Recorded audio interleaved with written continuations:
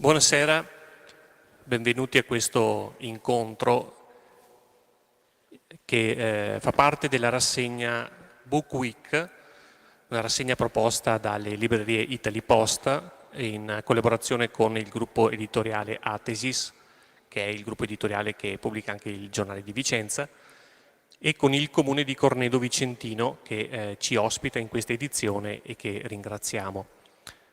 Questa rassegna è nata un anno fa in provincia di Verona e ha l'obiettivo di offrire la possibilità al pubblico, ai lettori, nel corso di un fine settimana, di incontrare direttamente gli autori non soltanto di romanzi, di racconti, ma anche di saggistica, di libri di divulgazione.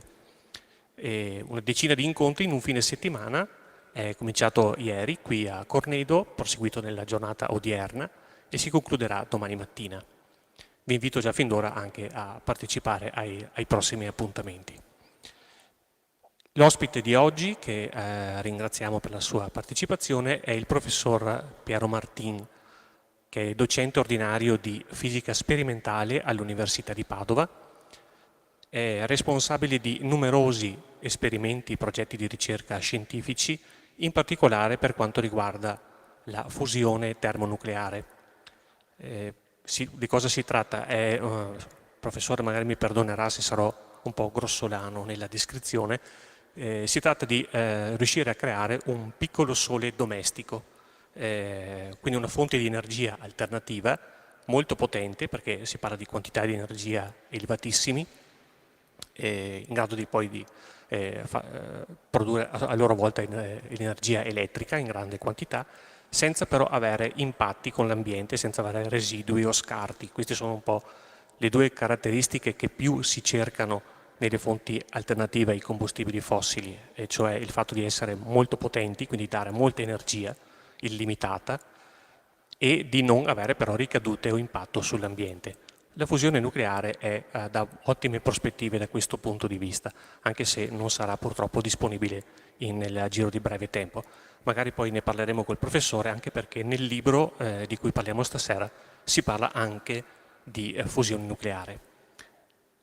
Il libro dimenticavo di dire che il professore è molto attivo nella divulgazione, ha pubblicato già diversi volumi, che hanno anche ricevuto premi, riconoscimenti. Anche quello di cui parliamo stasera, Le 7 misure del mondo, è stato finalista al premio nazionale di divulgazione scientifica intitolato a Galileo Galilei.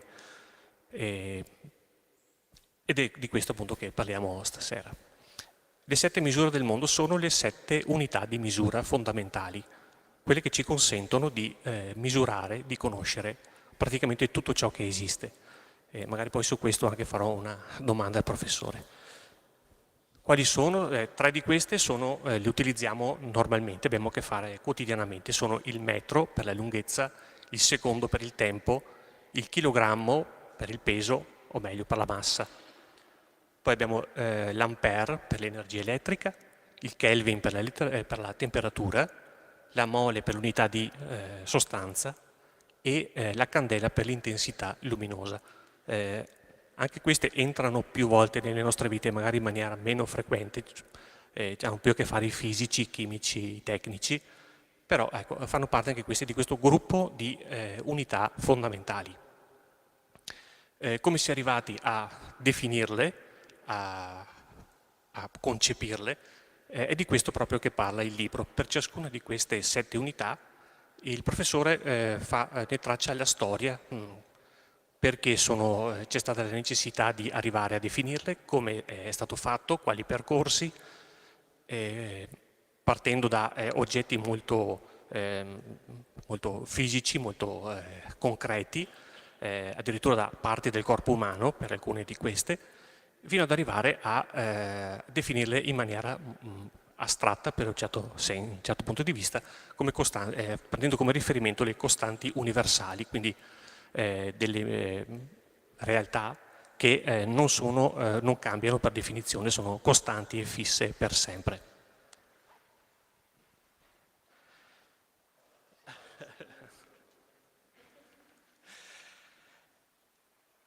La storia di queste 7 unità dà modo però al professore di tracciare in realtà una storia di tutta la scienza o di gran parte della scienza, perché nel libro si parla anche di Galilei, si parla della meccanica di Newton, si parla della relatività di Einstein, si parla della meccanica quantistica.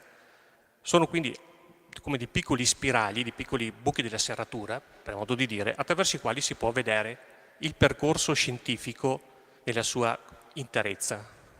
Questa avventura straordinaria che ha visto coinvolti tantissime persone per definire appunto la scienza, attraverso la scienza far progredire l'uomo e migliorare la sua qualità di vita alla fine.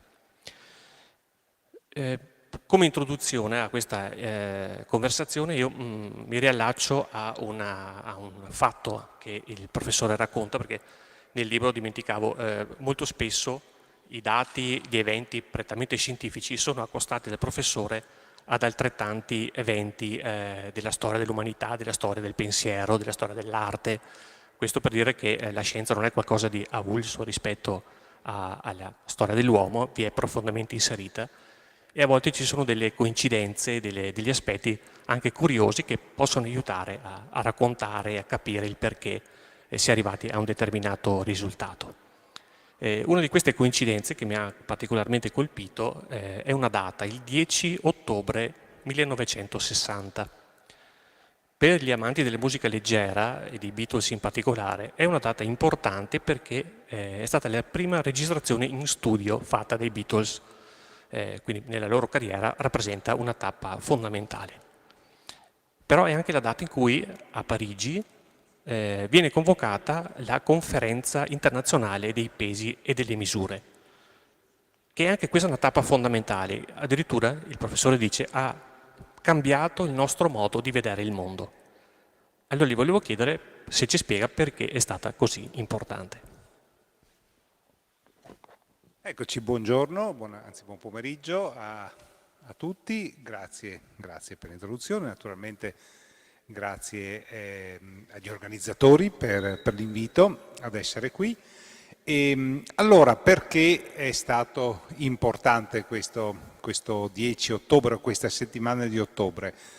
Beh, come lei diceva, perché questi 4 ragazzotti hanno inciso il loro primo nastro, all'epoca si usavano i nastri, e nessuno probabilmente all'epoca si rendeva conto di quanto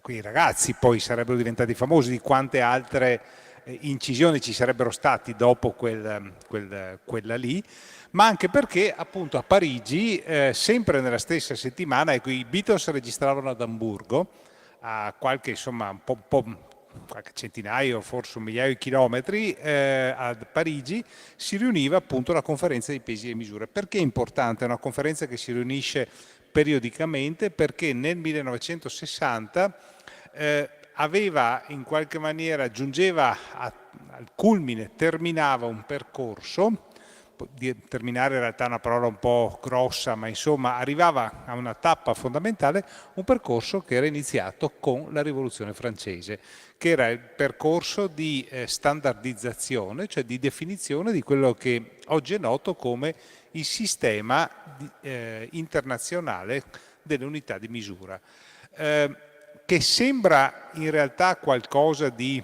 estremamente tecnico, no? Perché come lei ricordava può senz'altro apparire ai più che nella cultura del XX e XXI secolo i Beatles abbiano avuto chiaramente un impatto molto più grande, ma in realtà anche la misura, anche il misurare e le unità di misura sono qualcosa che hanno influenzato da ben prima la nostra cultura, la nostra, vorrei dire, umanità. Perché l'umanità misura da sempre.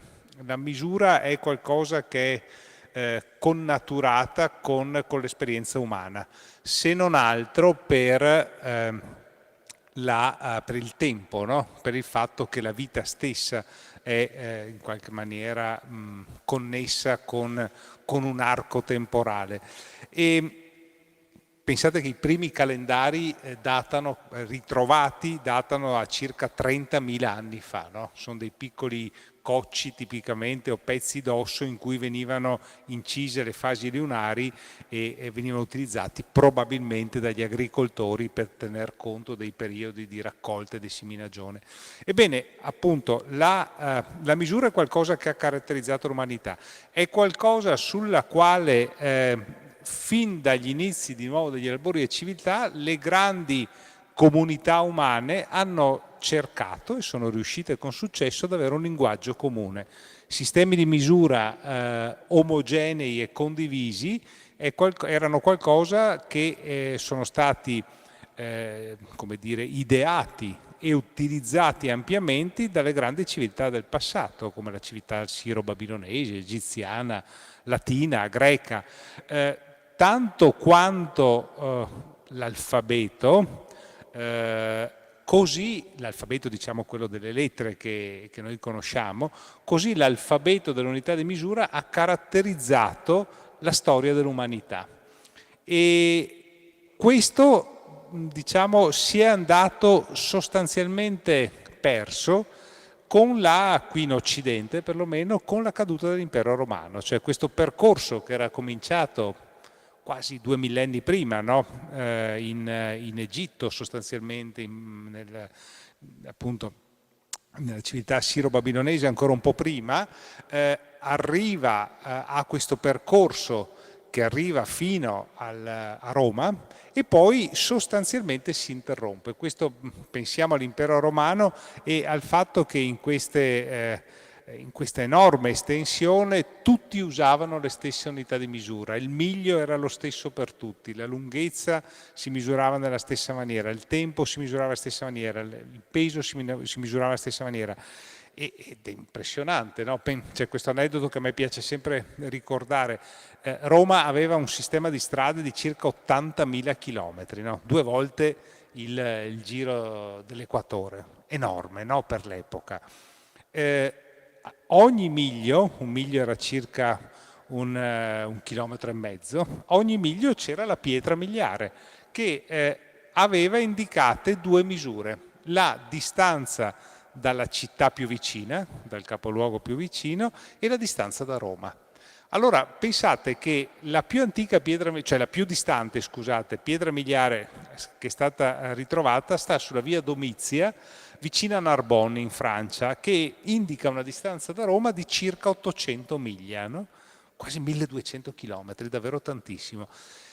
Allora è estremamente interessante proprio il valore comunitario, direi, di queste pietre, no? Perché se il primo numero, la distanza dal capoluogo più vicino, aveva uno scopo pratico, no? Perché il viandante, il commerciante, chi stava, il viaggiatore, voleva sapere quante miglia gli mancavano per trovare un ricovero, per trovare un cambio di cavalli, qualcosa da mangiare, e va bene. Ma la distanza da Roma, no? Cioè, cosa gli importava sapere che stavano a 850 miglia da Roma? In realtà era un messaggio fortemente comunitario, un messaggio di inclusione e allo stesso tempo un messaggio di potere. Un messaggio di inclusione perché stava a indicare che chiunque, anche nei più remoti confini dell'impero, poteva andare a Roma e sapeva quanti miglia erano necessarie per arrivare a Roma. Era qualcosa che era accessibile a tutti, cioè Roma non era un posto, diciamo, distante, idealizzato, ma era una città che si poteva raggiungere. Quindi un messaggio di inclusione, ma poi anche un messaggio di potere, perché indicava che quella strada connetteva Roma a quella località e se quindi quelle popolazioni decidevano di ribellarsi al potere di Roma, dovevano essere consapevoli che con 800 miglia di strada però le legioni arrivavano a rimettere l'ordine. Quindi era un messaggio anche di potere, di dominio, no? E quindi è estremamente importante. Ebbene, tutto questo si perde sostanzialmente con la caduta dell'impero romano qui in Occidente. Si arriva a quello rapidamente a quello che con un termine moderno si potrebbe chiamare un sovranismo metrico, cioè ognuno si fa il metro suo, no? Pensate che, ma qui è esperienza proprio, è estremamente curioso, un po' in tutta Europa, ma le nostre esperienze locali, con ogni probabilità Cornedo Vicentino aveva un'unità di misura diversa da Padova, ma neanche da... Padova era già distante, ma anche da Vicenza, anche da Altavilla, dai paesi più vicini, no? Ci sono dei libroni estremamente interessanti, li trovate anche su internet, insomma in internet il PDF, che sono le tavole di conversione fra le unità diciamo locali e le unità del sistema metrico che furono promosse e che fu diciamo, istituito come legge del Regno d'Italia nel 1860. Ed è curioso vedere, potete trovare antiche unità di Cornedo Vicentino, vi dà tutte le unità del circondario e scoprirete che ce ne sono, che sono leggermente diverse magari da quelle dei paesi vicini. Solo in Francia ce n'erano 250.000 diverse. Allora voi immaginate che se qui qualcuno in sala no, ha a che fare o col commercio o comunque con la progettazione, ok, avere 250.000 unità di misura diverse, una roba, ovviamente un caos totale. Ebbene, ci sono voluti secoli, anzi secoli, un millennio abbondante, perché dalla caduta dell'impero romano ci ha provato Carlo Magno, ci ha provato la Magna Carta, ogni grande momento di, come dire, di coesione o di tentativo, no? di nuovo con la forza o venuto dal basso, ma comunque di rimettere insieme delle ampie comunità, ha come primo, una delle prime cose, la definizione di un sistema metrico comune. Ma nessuno di fatto ci riesce, no?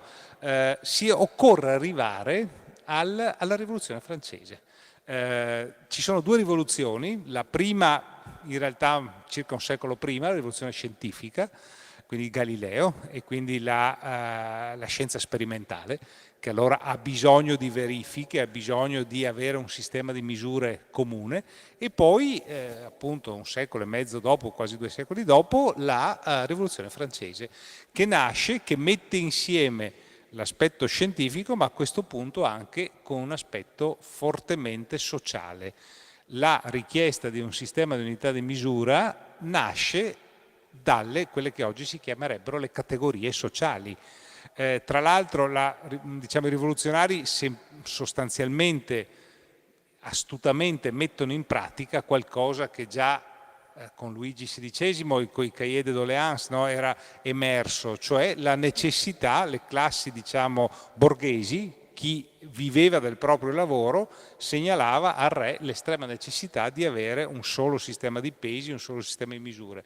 E i rivoluzionari lo mettono in pratica. Ebbene, da lì parte questo rinascimento che, insomma, ho dato la risposta un po' lunga, ma insomma, abbiamo passato vari millenni, arriva al 1960 quando viene finalmente codificato no? e rimesso e definito come un sistema internazionale.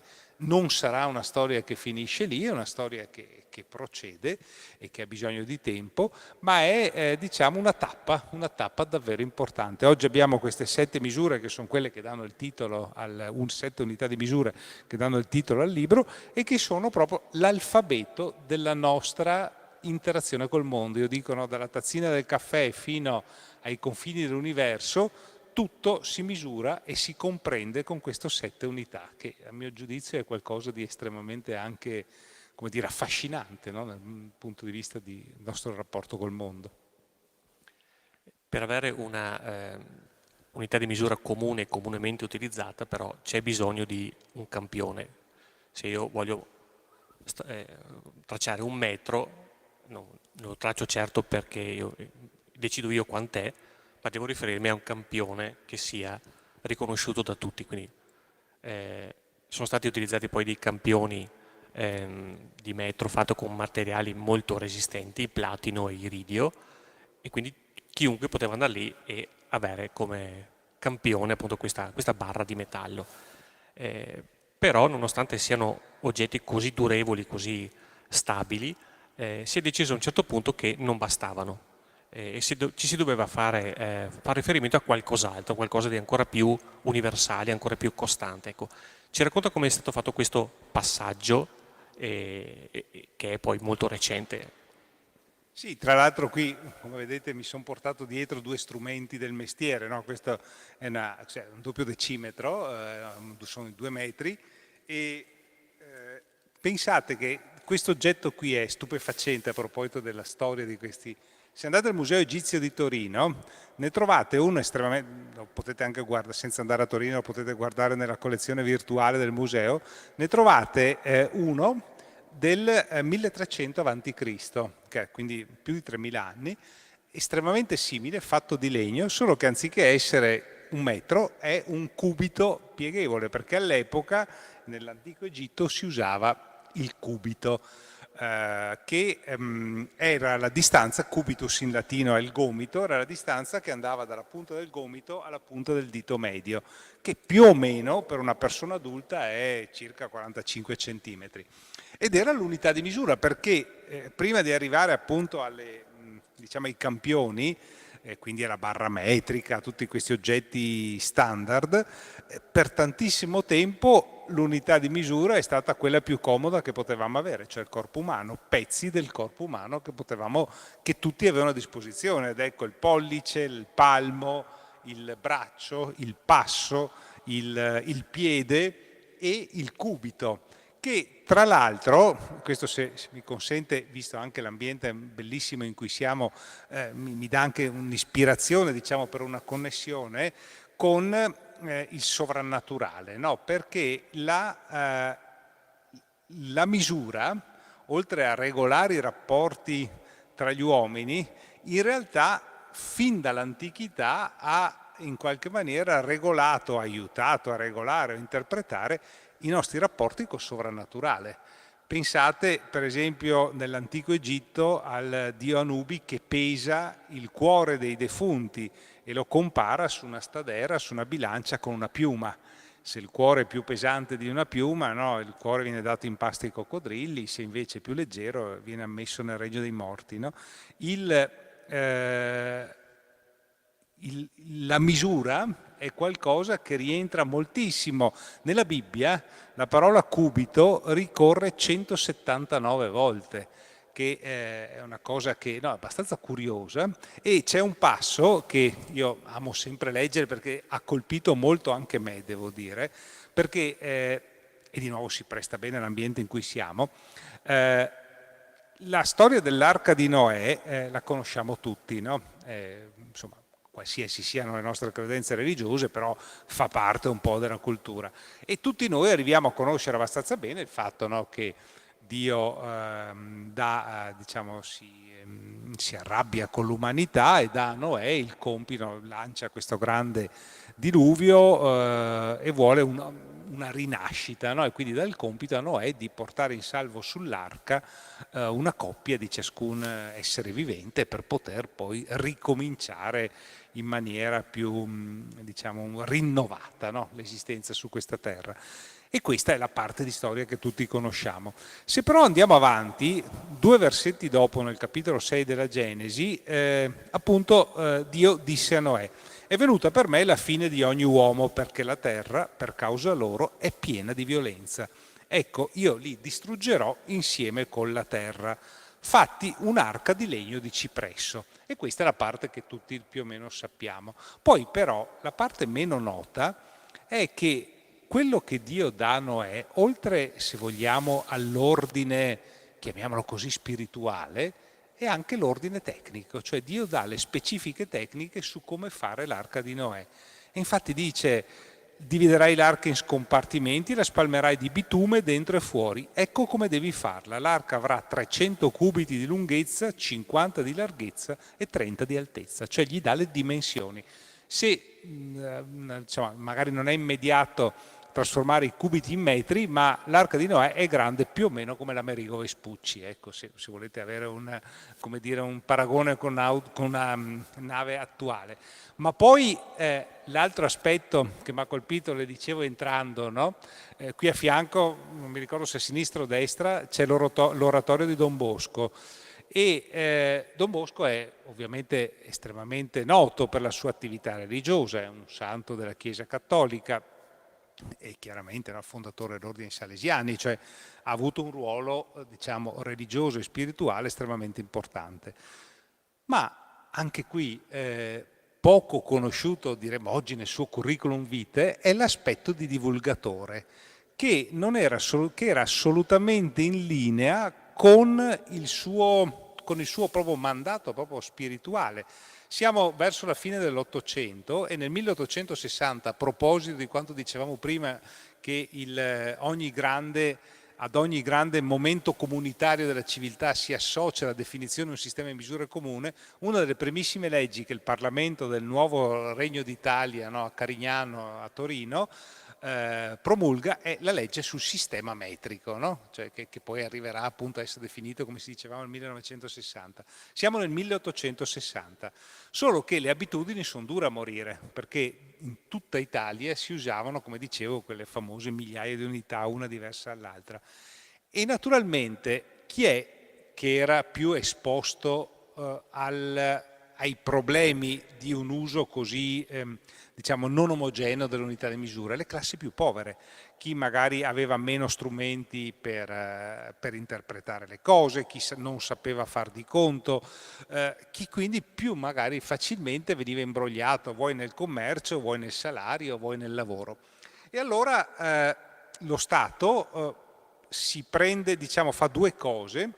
Innanzitutto, molto interessante, ridefinisce i programmi scolastici, molto interessante vedere come vengono date precise istruzioni ai maestri perché introducono nel programma scolastico delle scuole elementari il sistema metrico decimale, ma poi si tratta di arrivare al popolo, cioè alla gente che poi vive e che da secoli ha a che fare col, che ne so, a Venezia c'era il passo, il passetto, no? L'oncia, con tutte queste unità e spiegargli che adesso devono usare il metro e il chilogrammo.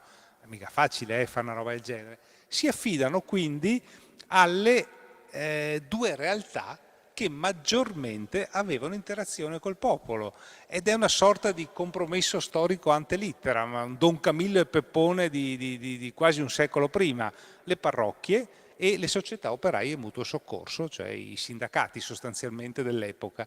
E perché Don Bosco? Appunto Don Bosco, che e in generale tutti i santi sociali si chiamano piemontesi, che hanno il Cottolengo, che hanno molto a che fare con appunto le classi più povere, più disagiate, prende molto a cuore questa cosa e lui stesso da educatore scrive un libro di fisica in cui, guarda, prima lo guardiamo, adesso lo devo tirare fuori qui, che si intitola Il sistema metrico decimale ridotto a semplicità, ad uso degli artigiani e della gente di campagna per cura del sacerdote Bosco Giovanni.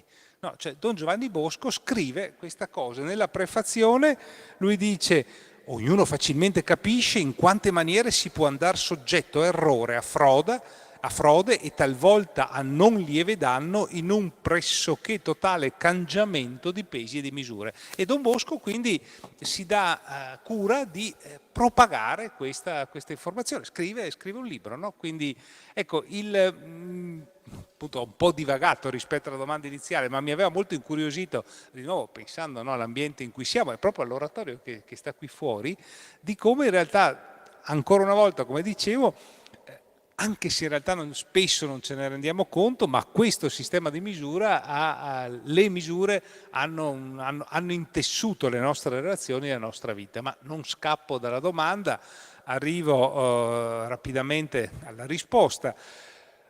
Appunto nel 1860 e poi nel 1875, quando verrà firmata la Convenzione del metro, e intanto è già passato quasi un secolo la rivoluzione francese, giusto per dire che queste cose non è che avvengono in un batter d'occhi, no? Cioè, la rivoluzione francese parte nel 1789, bisogna arrivare quasi al 1875 perché comincia a diventare una convenzione all'epoca siglata da 17 paesi.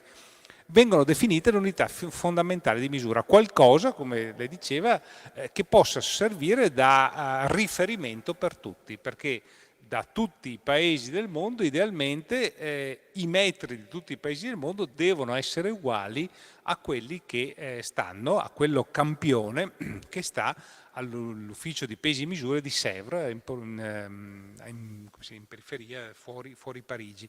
E lì vengono depositati i campioni, il famoso metro di platino iridio, il chilogrammo campione di cui abbiamo sentito parlare anche a scuola, e che in una sorta di catena lunga andavano a calibrare anche le bilance del casolin, qua, del droghiere che sta in piazza a Cornedo magari, no? Perché se voi notate, se qualcuno magari fa questo di mestiere, sa che le bilance hanno un bollino, hanno un sigillo dell'ufficio metrico provinciale, che a sua volta si riferisce all'ufficio metrico regionale, all'ufficio metrico nazionale, che a sua volta si riferisce all'ufficio di pesi e misura. Addirittura anche questi metri qua, prima lo stavo cercando, una volta, adesso forse l'hanno tolto, dovevano avere un bollino, un piccolo sigillo che definiva il fatto che è veramente un metro, insomma, no? E quindi se lo devo usare per andare a comprare, che ne so, le piastrelle, ne compro davvero 2 metri e non 1,80 m, insomma, pagandole per 2 metri magari. E allora vengono definiti questi campioni, ma, e qui arriva un po' alla fine, al suo punto, il problema qual è? Che questi campioni li facciamo noi, che siamo esseri umani, e c'è poco da fare, abbiamo la data di scadenza. Ci piacerebbe di no, ma così è, e nonostante quello che pensiamo, tutto quello che noi realizziamo prima o poi deperisce, insomma, no? Fa parte della nostra umanità.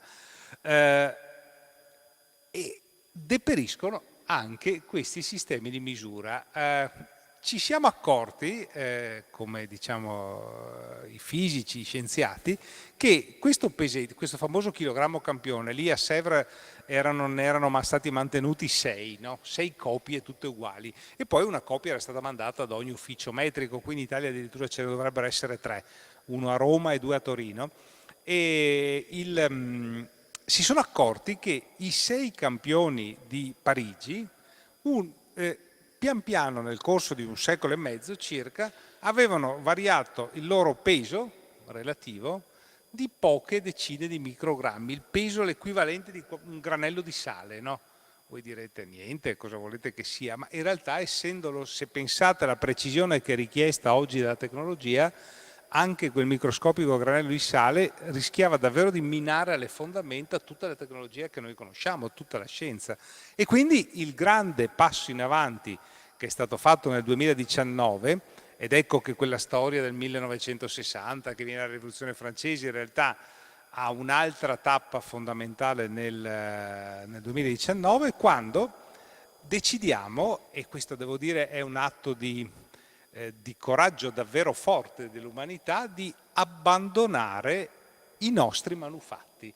Cioè non si utilizza più il metro campione, il chilogrammo campione come riferimento, ma si utilizza qualcosa che è senza dubbio molto più duraturo di noi, la natura. I fenomeni naturali, le leggi fisiche, che quelle sono da sempre, secondo il principio della termodinamica è lì da quando ci sarà il mondo, e sono abbastanza sicuro che rimarrà fino alla fine del mondo, e anche dopo ovviamente, perché chiaramente ce ne saranno molti altri mondi fuori da noi. Ebbene, oggi, attraverso un processo diciamo scientifico non facilissimo, ma di comparazione, le unità di misura sono definite sulla base di costanti fisiche fondamentali, cioè di leggi fisiche fondamentali, come la termodinamica, la meccanica quantistica, la teoria della relatività. Leggi che noi a buon diritto riteniamo essere inviolabili e immodificabili, qualcosa che abbiamo trovato, di cui noi diciamo che caratterizzano questo mondo di cui noi siamo ospiti e di cui in realtà penseremo di essere padroni, ma così non è, e quindi perlomeno in questo siamo riusciti a riconoscerlo e in qualche maniera abbandonare un po' della nostra presunzione umana, affidandoci un po' di più alla natura. È indubbio che avere unità di misura comuni sia estremamente utile e addirittura in certi casi si rivela fondamentale, perché se per una stessa quantità di qualcosa da misurare utilizziamo unità di misura differenti, penso al litro e al gallone, quando dobbiamo definire la quantità di carburante necessaria per far volare lo Space Shuttle, per dire, definire la stessa quantità in litri o in galloni è ben diverso, può portare a quantità considerevolmente diverse con tutti i pericoli. Ci sono degli episodi realmente accaduti che il professore ricorda nel libro che fanno vedere come sia importante avere un riferimento comune. Tuttavia non siamo ancora arrivati, almeno per alcune di queste misure, ad avere un riferimento comune. Penso alla temperatura in cui c'è i gradi Celsius, i vecchi gradi centigradi che utilizziamo comunemente, ma in alcune parti del mondo, negli Stati Uniti, le scale sono diverse. Allora la mia domanda è: perché non si riesce ancora ad avere una scala unica? Poi peraltro per la temperatura in realtà l'unità di misura fondamentale è il Kelvin, che è un'altra cosa ancora. Ecco, ci dà un po' una panoramica su questa realtà in particolare. Perché le abitudini sono dure a morire, c'è poco da fare, le tradizioni, e sono dure a morire, tanto più forti sono, diciamo, le comunità che in questo caso le possiedono. Non è un caso appunto che le unità anglosassoni, le unità imperiali appunto, no? Che l'oncia, il pollice, il piede appartengono a una delle comunità economiche più forti del pianeta, come sostanzialmente quella americana.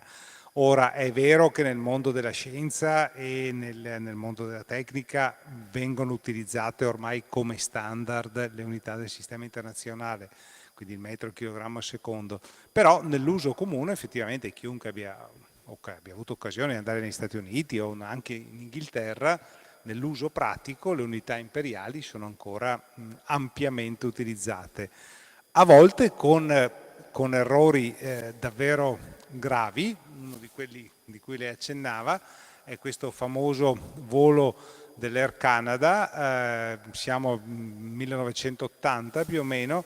Da poco Air Canada aveva deciso di passare dal sistema imperiale che si usava di unità di misura al sistema metrico, aveva ridefinito tutte le procedure, che in aviazione non sono ovviamente poche, solo che ovviamente anche questo richiede tempo. Era stato definito tutto, ma non si era fatto i conti che i piloti erano ancora abituati, i piloti e i tecnici erano ancora abituati al sistema imperiale, quindi in questo caso ai galloni e non più in litri. E quindi quando è stato il momento di rifornire l'aereo, è stato rifornito in galloni, scusate, in litri, pensando che fossero galloni. Cioè, il rifornimento è stato fatto in litri, ma i piloti hanno interpretato che quel numero fosse un gallone, fosse di galloni. Il gallone è circa 4 litri, più o meno, vuoto per pieno, e quindi pensavano, sono partiti con un quarto del carburante di quello che era necessario. Arrivati a metà strada, se ne sono accorti, ahimè, in maniera abbastanza drammatica, perché l'aereo si sono sostanzialmente spenti i motori. La grossa fortuna che hanno avuto è stata quella di essere riusciti a planare in un vecchio campo d'aviazione che non era più utilizzato, un campo di aviazione che era stato utilizzato durante la guerra, che era stato trasformato in una pista di go-kart. E appunto ci sono queste foto in cui i piloti di queste automobili da corsa si vedono atterrare questo Boeing, un aereo da crociera, insomma, molto grande, che per fortuna riesce a atterrare senza grossi danni, senza nessun ferito, ma proprio grazie meglio, a causa di questo clamoroso errore di conversione. E ce ne sono davvero tanti. Negli anni 90 c'è stato un incidente molto grave, anche quello per fortuna senza conseguenze, sull'ottovolante di Tokyo, no? Di Disneyland a Tokyo, un ottovolante enorme, gigantesco. Anche lì stesso discorso, l'avevano progettato in unità imperiali, hanno rifatto i progetti in unità metriche, hanno comprato i pezzi di ricambio, gli assi delle ruote dei carrettini, solo che le hanno ordinate i pollici anziché i centimetri. Ha sbagliato la conversione, gli sono arrivati i cuscinetti e gli assi che non combaciavano perfettamente, c'era un piccolissimo gioco, ma che è stato sufficiente, a forza delle vibrazioni che si causavano, a criccarli e a rompere uno degli assi durante la corsa. Anche lì per fortuna non è successo niente, però ecco, meglio starci attenti. Ecco. Un altro episodio curioso, che poi molte delle storie scientifiche che racconta sono anche legate a aneddoti particolari, è quello degli oggetti vietati negli aerei che vengono fermati ai varchi. C'è un oggetto che lei scrive il più sequestrato di tutti, che è un oggetto insospettabile che poi ci rivelerà il professore, che lui mette in relazione però con un altro discorso più serio, ed è quello degli orologi atomici portati sugli aerei. Quindi parliamo della misura del tempo. Perché si è arrivati a dover portare un orologio su un aereo per riuscire a definire quanto sia un secondo? Sì, lo strumento l'oggetto di cui lei parla sono le palle. Avete presente quelle palle dove casca la neve artificiale, no? Quei souvenir che si rovesciano e vengono... Bene, pare che sia un oggetto super sequestrato negli aeroporti, perché soprattutto quelli un po' più grandicelli hanno un liquido dentro e quindi quando uno lo porta nel bagaglio a mano se ne accorgono e lo sequestrano. Questo oggetto è stato inventato a Vienna, se non ricordo male, c'è addirittura anche un museo. Io devo dire che adesso, da quando ho scritto il libro, me ne sono già comprati 2 o 3, perché a questo punto volevo essere solidale anche con questo oggetto. Ma perché, insomma, ho raccontato questa storia? Perché a questo poveretto che arriva, compra per il figlio, per la fidanzata, per il fidanzato una bellissima pallina di vetro che poi molto spesso gliela tirano in testa naturalmente, no? Chi la riceve, perché non è che sia uno di quei classici, no? Orpelli, chiamiamola così, trappole, ecco, che non è che tutti apprezzino. Questi glieli sequestrano e invece a questi 2 fisici sono riusciti a imbarcare in aereo addirittura un orologio atomico. Se andate a vedere c'è queste fotografie estremamente, loro si chiamano Haffel e Keating, sono 2 fisici americani che imbarcano su un aereo un orologio atomico e fanno 2 volte il giro del mondo, una volta in un verso e una volta nell'altro. E l'obiettivo era estremamente interessante, che era quello di dimostrare che il tempo scorre diversamente con la quota e con la velocità dell'orologio. Loro cosa hanno fatto? Hanno lasciato una copia di quell'orologio atomico nel laboratorio, cioè nel loro laboratorio a livello del terreno, e poi l'altra copia l'hanno portata in aereo. E portandola in aereo succedono 2 cose. Beh, innanzitutto si è a circa 10 km dalla superficie del mare, no? Quindi si è 10 km più in alto. E poi, a seconda che si viaggi verso est o verso ovest, si ha una velocità che è quella dell'aereo composta per difetto o per eccesso, in somma o in differenza, con la velocità di rotazione della Terra. Quindi una differenza di velocità rispetto all'orologio che stava a terra abbastanza sostanziale. E quello che loro volevano dimostrare sperimentalmente è una delle predizioni fondamentali della teoria della relatività di Einstein, che prevede appunto che il tempo scorra differentemente se un orologio si muove con una certa velocità oppure se sta a quote più alte. E effettivamente questo è stato provato. Le differenze sono abbastanza piccole, cioè loro hanno fatto questo viaggio e si sono accorti che la differenza rispetto all'orologio che stava a terra era di qualche, diciamo, sull'arco di tempo, no? Che ci è voluto parecchie ore per fare l'esperimento, di qualche miliardesimo di secondo. Uno potrebbe anche dire, vabbè, no? Che differenza fa? Oggettivamente poca, no?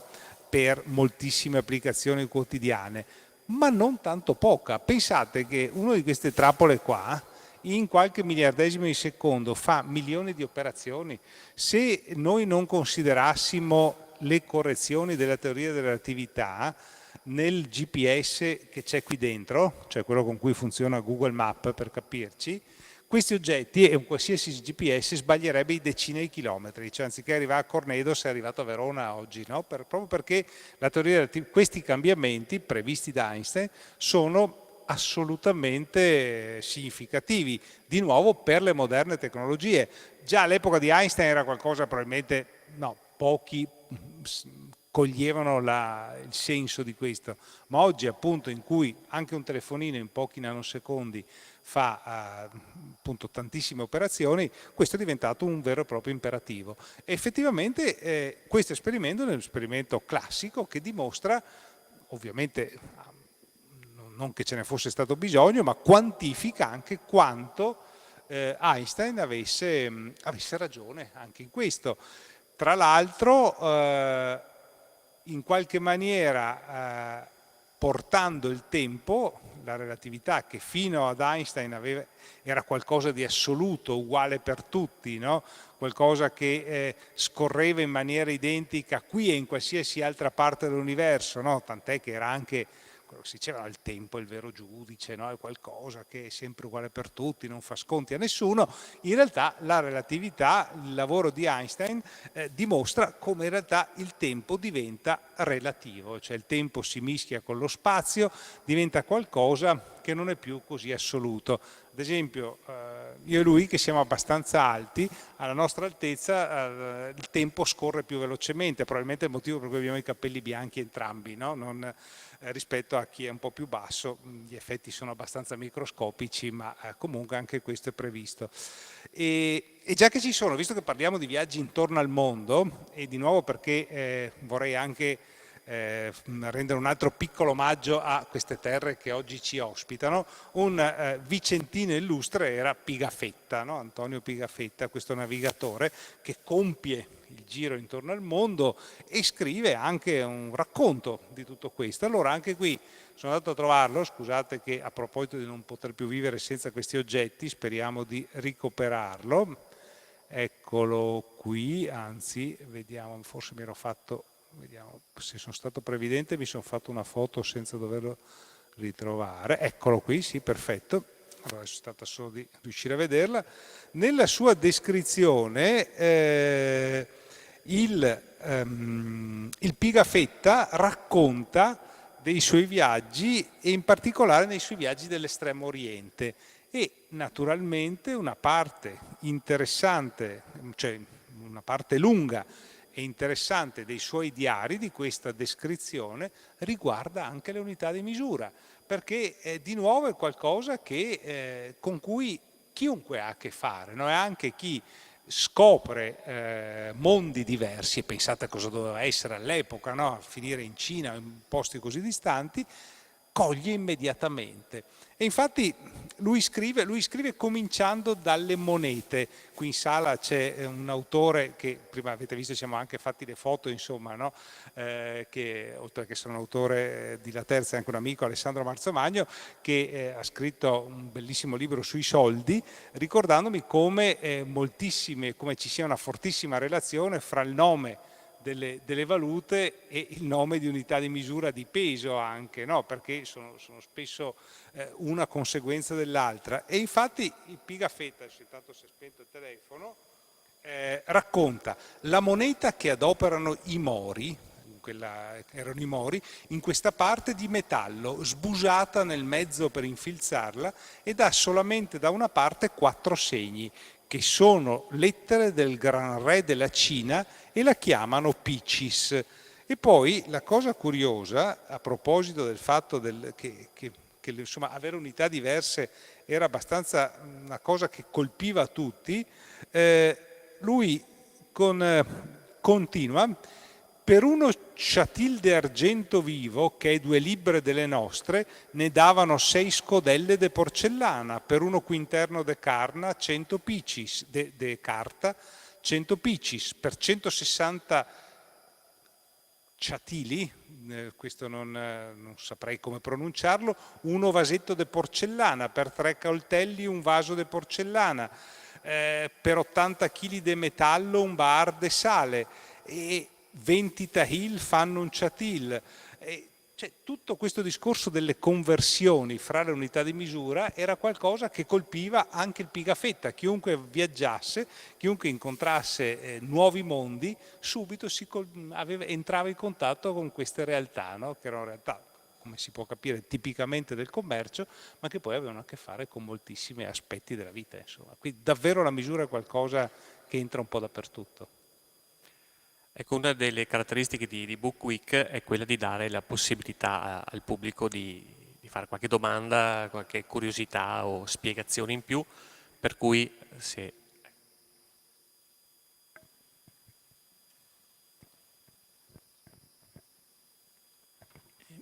Volevo chiedere al professore un suo giudizio sulle unità di misura nostre e quelle anglosassoni. Secondo lei c'è una che è migliore dell'altra oppure è solo indifferente? Ma allora, sa, non è questione di essere migliori, diciamo che le unità del sistema internazionale sono state adottate dall'intera comunità internazionale per qualsiasi transazione scientifica, economica, finanziaria, globale, si usa il sistema, diciamo, ormai è stato definito come sistema internazionale di uso comune e condiviso praticamente dall'intera comunità mondiale, il sistema internazionale. Poi per l'uso pratico, come dicevo, pochissimi paesi, sono 5, i due più grandi naturalmente sono gli Stati Uniti e l'Inghilterra, usano ancora il sistema imperiale, che però è un sistema che è sostanzialmente di uso pratico, ma non di uso, chiamiamolo così, scientifico o tecnologico. Dopo è chiaro che noi siamo cresciuti col sistema metrico, io sono stato in varie occasioni, ho passato anche lunghi periodi negli Stati Uniti, ma ancora se mi chiedete quanto sono alto in piedi e in pollici non me lo ricordo mai, insomma, ecco, siamo cablati per usare il sistema metrico. Ecco.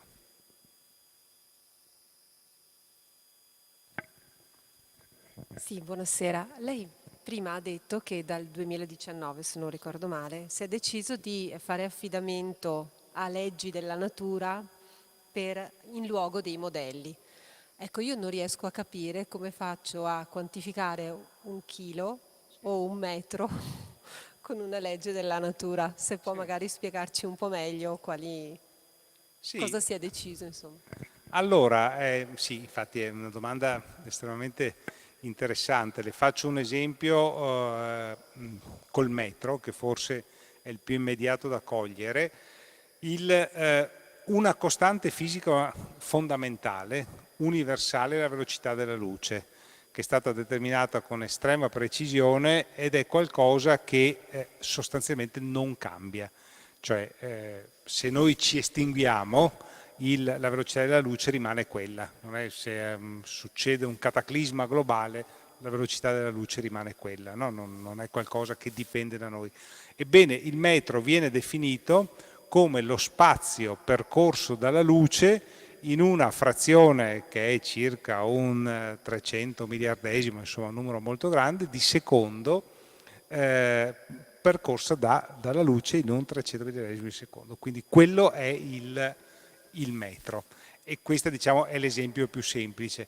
Poi diciamo, con altre leggi fondamentali che riguardano appunto nel caso del chilogrammo la meccanica quantistica, si definisce il chilogrammo, si definisce il secondo. Per esempio il secondo, anche questo è interessante, viene e anche, diciamo, questo è interessante anche perché ci ricollega al metodo, diciamo, a una considerazione estremamente importante che riguarda il tempo, no?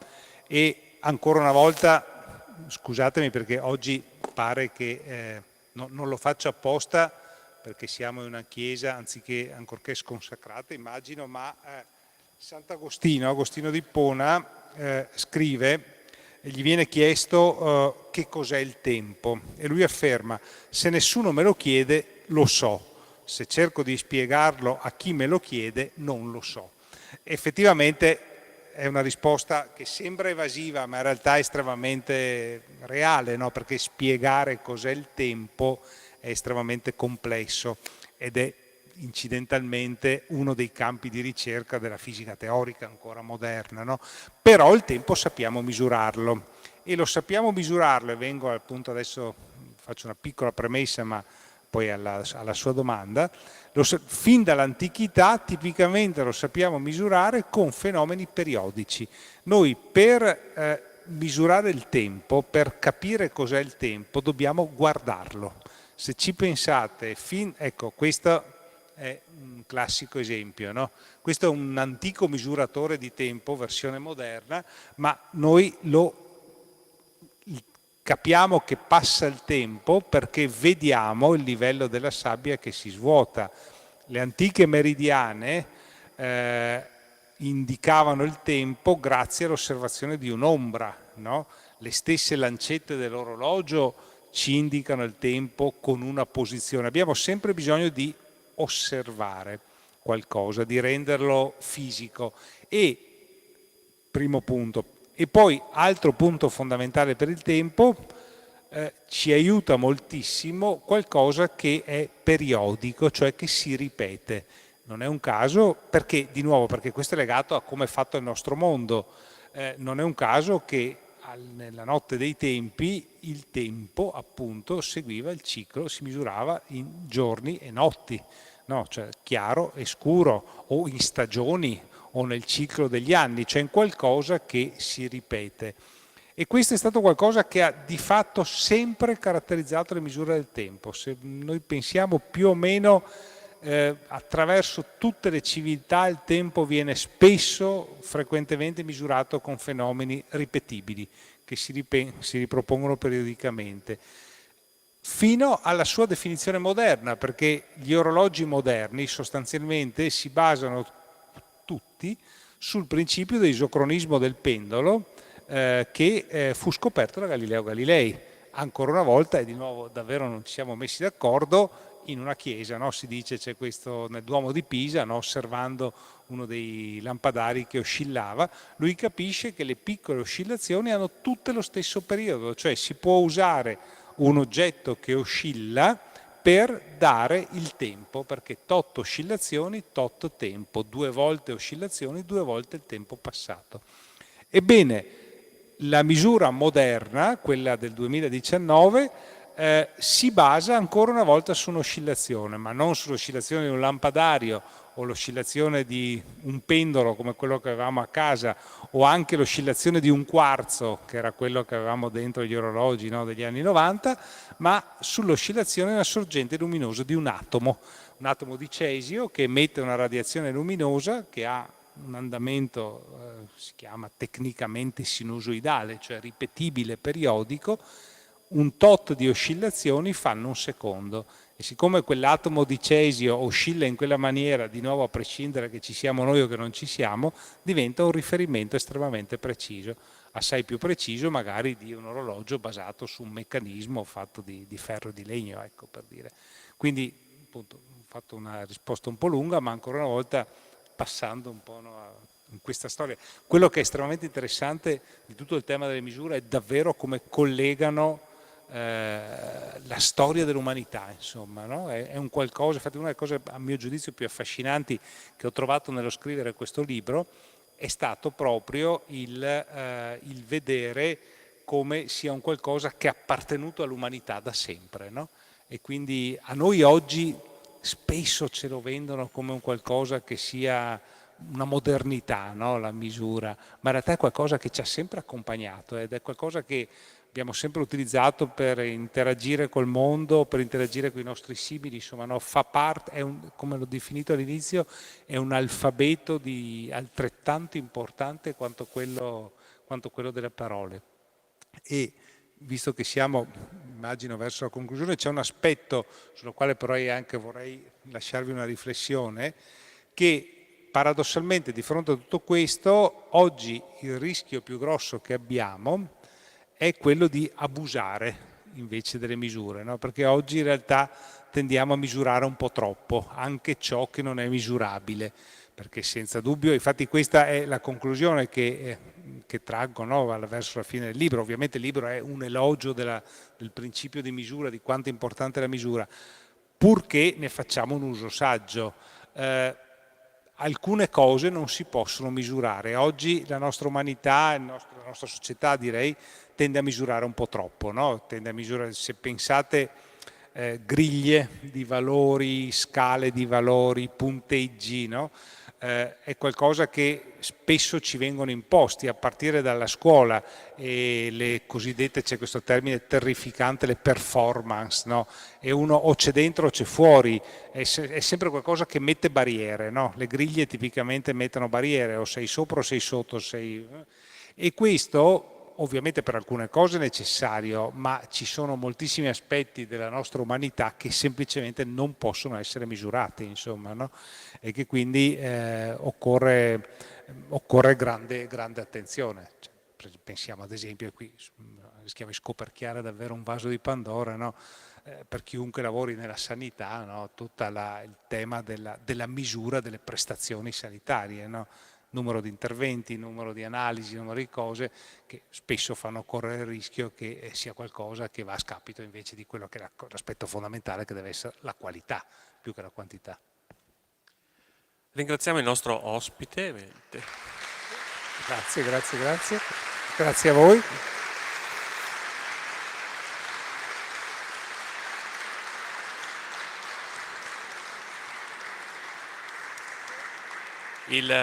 Il professor Martin sarà ancora qui qualche minuto, se vorrete farvi fare una dedica, una firma sulla vostra copia del libro. I libri sono a disposizione all'ingresso.